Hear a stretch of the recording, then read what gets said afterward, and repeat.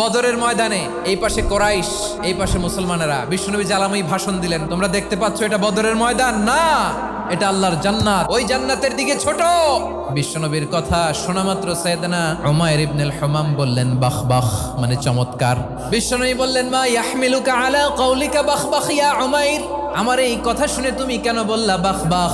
ইয়া রাসূলুল্লাহ, আপনার এই কথা শুনে আমি বড্ড খুশি হয়েছি, আর আমি প্রত্যাশা করছি আমি যদি ওই জান্নাতের মালিক হতে পারি তাহলে কতই না ভালো হতো। সুবহানাল্লাহ বলেন। বিশ্বনবী বললেন উমাইর আনতা মিন আহলিহা, তুমি ওই জান্নাতের অধিবাসী, তুমি জান্নাতি। উমাইর চিন্তা করলেন আমি জান্নাতি, নবীর মুখ দিয়ে যখন বেরোইছে ওই জান্নাতে তো আমার ঢুকতেই হবে, কিন্তু হাতে 3টা খেজুর খেয়ে যদি জেহাদের ময়দানে যাই তাহলে জান্নাতে যেতে তো দেরি হয়ে যাবে।